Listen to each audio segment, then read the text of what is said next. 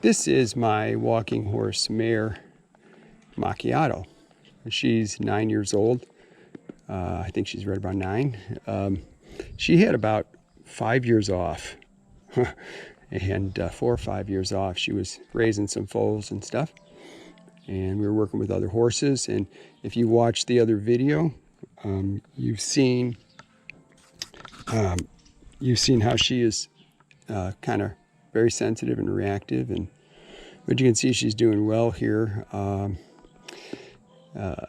You know, I'm still working with her on the ground and trying to get her to relax in that. She's actually pretty good in the saddle. And see what she's doing there. She's dipping her head. I've taught her to lower her head a little bit, okay? And that helps him relax. So some of this, I think, is self-soothing. So she's trying to just relax, and so she's dipping her head. She's riding in a Western Bridle. This is a, if you can look over here, this is a Santa Barbara cheek piece. You can see it there with a half-breed mouth. And this right here is a get-down rope, because you never lead a horse in this kind of bridle setup by the reins. So I have this, so if I need to lead her, I can get down and I can lead her and whatever, like that. This is a one-handed sort of setup here. They look horrible from the untrained eye. You would think this is just a horrible bit, but in actuality, it's mild and it helps the horse.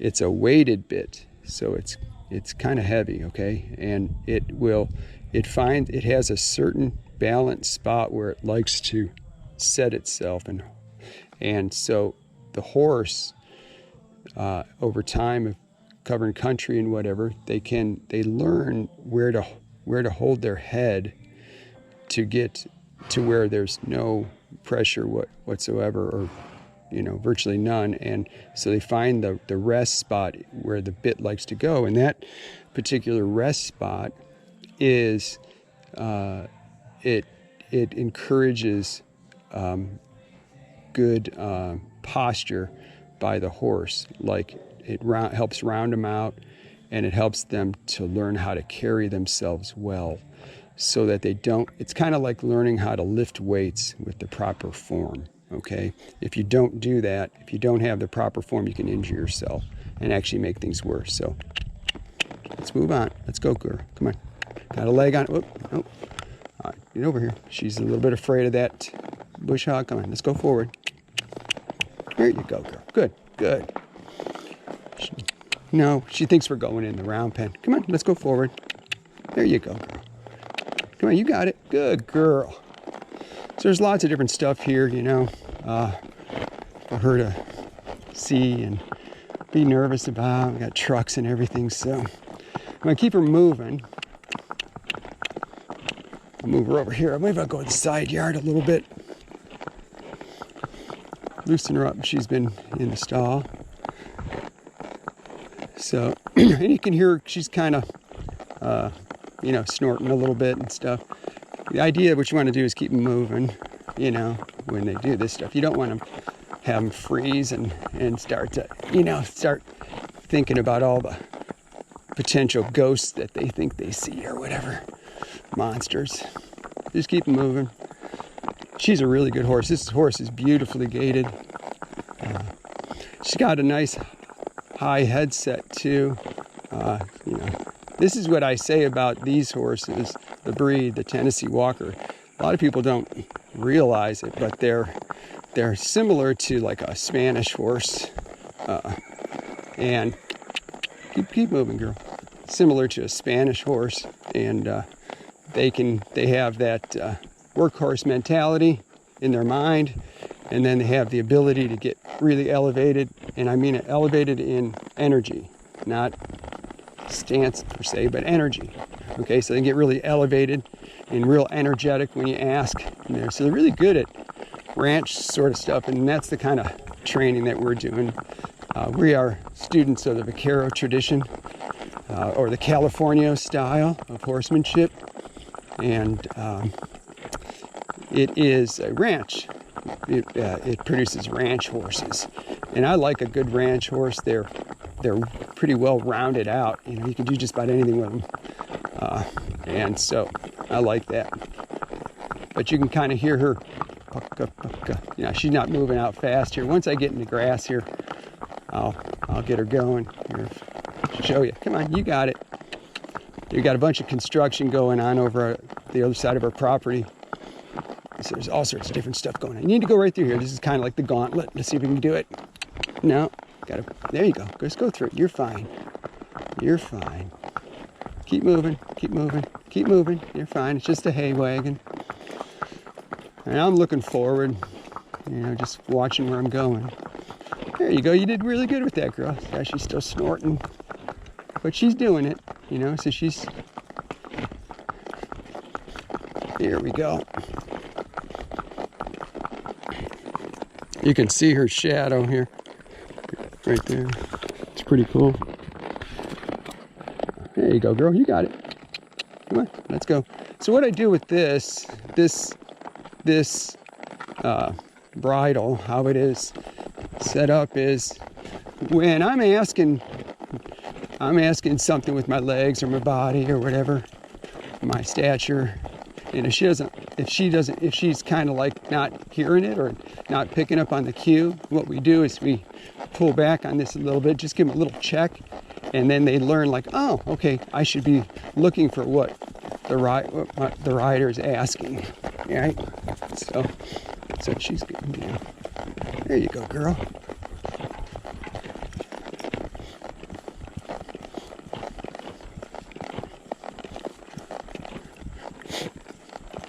Here, let's get over. Now she wants to go to that horse. I put my right leg on her and just drove her away from that a little bit. Now let's go this way. There you go. Good girl. Now, see, she sees all those horses. She wants to get with the horses. Come on, let's keep going. So that's a big, trying to think of the word. It can grab their attention, other horses, you know, because they are herd animals. They want to get with the other horses. It's natural, you know. She's peeing or not? No, she's just stopping. Okay, you're punking me, girl. Let's go. So she's doing, you know, well here.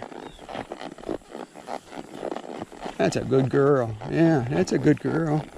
Yeah, come on. Let's go. So she's going pretty good, just with a little bit of leg and a cluck or two. And then, see, this tradition is different than, like I talk about the gaited tradition, which is pretty much any gaited horse. I shouldn't say any gaited. Let's just say Tennessee Walkers for sure. I don't know about all the other horses, but the Tennessee Walkers, they train them typically to ride with some sort of constant contact, something like constant contact with the legs, or constant contact with the reins. They say they're saying is you should ride a walking horse with your foot on the gas and on the brake at the same time.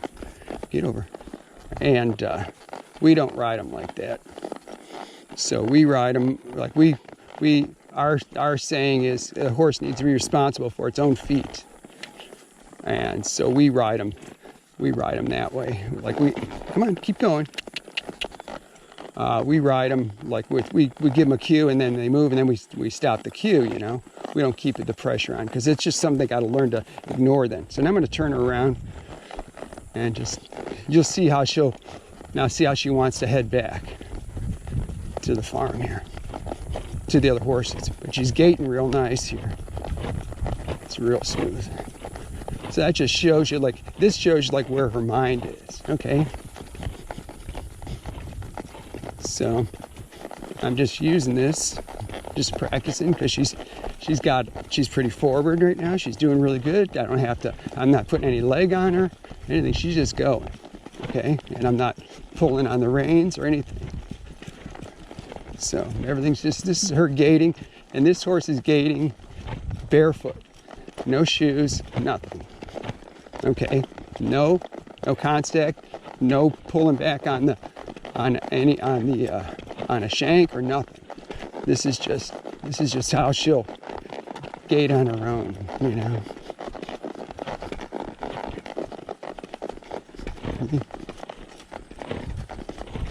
Real nice and smooth. Look at that. There you go, yeah. Good. Good girl. Good girl. Good girl. See how she wants to go to her buddies there. Or horses in general. You know, they get comfort and a sense of security by being with their other horses. It's not, you know, like they call it buddy sour, barn sour, all that kind of stuff. It's a pain. I mean, it's something you want to train them through, but you're never going to get rid of it totally. Now you can get a horse that will go out and not, you know, rush back to the barn. All that stuff's trainable. But given the opportunity, you know, and if you're not good with your cues and if you're not good with being consistent, they'll go right back to it. So you just have to be consistent. Everything with horse training is just being consistent, you know. There you go. Good girl. Let's get I put a little leg on her. Picking up there. See, look at that. That's nice. Good girl. Good girl. She is really smooth. Good girl. Let's keep going this way. No, let's keep going this way. There you go. That's just my leg. She wanted to go into the pasture through that open gate where her buddies are. Well, she'd be closer to them. There you go. Keep going. Now see how she's slowing down? So that's telling you where her mind is. Her mind is back with there. That's where she wants to go. And I call it turtle walking when they start, you know, poking, heading out. So you just kind of push them through it a little bit and keep them going. This is the stuff that takes the longest amount of time. Teaching them the actual skill or what you're trying to teach them only takes a minute or two. It's for them to understand it, but for them to apply it out in nature or out in the trail or out whatever, this is what takes the longest period of time because see, this is where I turned around the last time, so she wanted to come this way, so I'm telling her no, we're going to go a little farther. There you go. So see, I'm just stretching her just a little bit here. See how they remember everything. Like if you do a cue and then you go to the next cue on the count of 3, they will usually move out on when it's 2, like, you know, to avoid that the next cue coming. Okay, so it's kind of cool.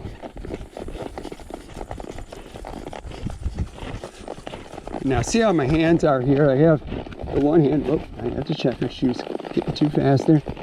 And you slide it up through your hand here like this. There you go. Good.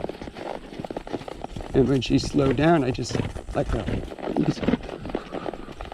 There you go. Good girl. I want her to keep moving, but I don't want her to go flying through here. There you go. That's a good girl. That's a good girl. That's a good girl. There you go.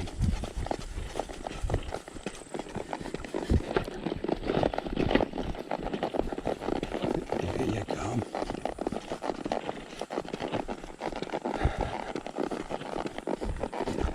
So she's just, you know, rolling on here. You know, I see she wants to go that way. So I got my right leg on her. I checked her just a hair and said, hey, I'm asking. You're not listening. There you go. So now I'm gonna move her over there a little bit, back to the left.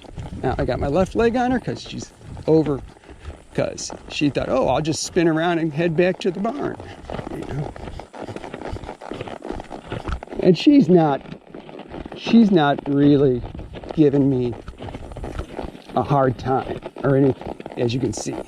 So that's why I'm not heading back to the barn. If she was fighting me I mean, really fighting me and really trying to get to the barn constantly, like just giving me grief. I'd take her back to the barn and I'd work her around the horses that she wants to be with, right? That's what I would do. So.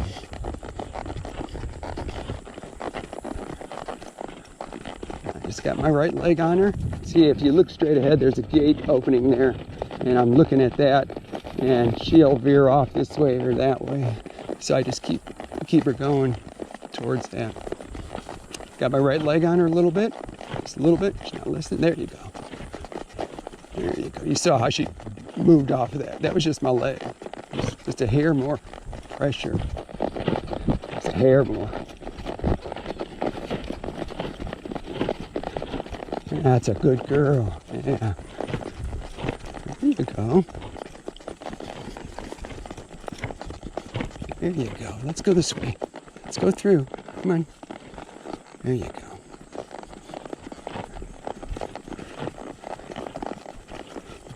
There you go.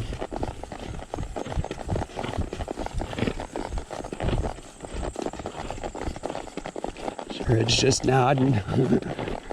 She's all business right now. She's doing really well.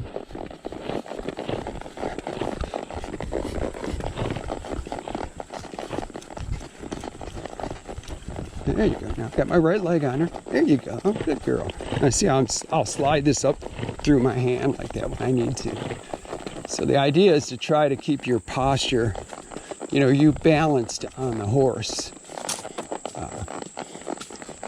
There's a guy online, I think it's Bob Woodward or something, but he talks a lot about balance, being in balance, like in cavalry and stuff like that, how they taught. That's what I'm working on a lot, just trying to get my balance, trying to be relaxed, just kind of loose. I'm just trying to keep in balance and keep out of the horse's way, with my being, if I get out of balance or anything, just check and see if she's pooping. No, she's not. Let's go, girl. You got it. Let's go through here like that. There you go, girl. Good girl. Good girl. You see how when I cluck there, how her ears flick back on me? So she's listening. She's also looking ahead. We like to take horses out, like when out by themselves on trails, but then also with groups. It's a different kind of skill to do. There's different things that'll come up on both of those, You'll have to work when you go out by yourself.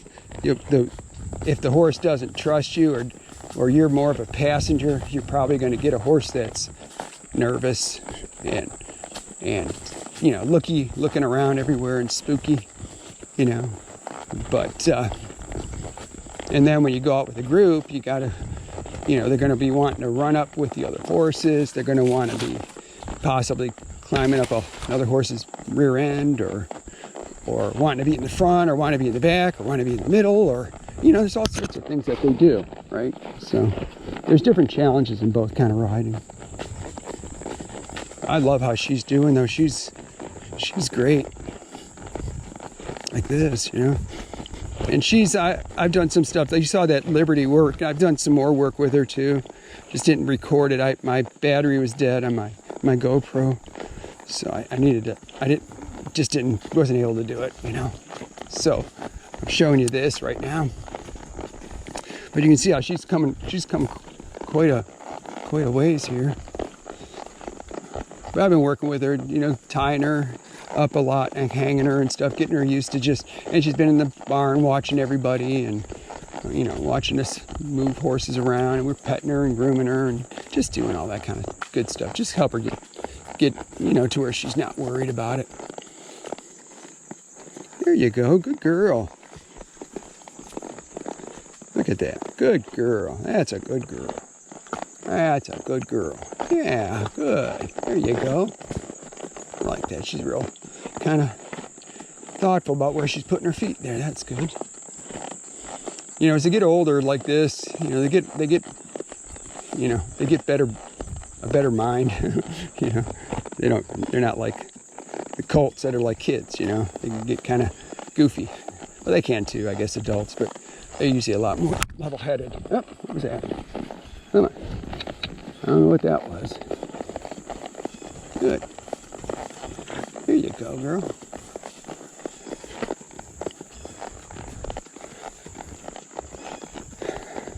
Yeah, so I'm liking this. She's doing really well.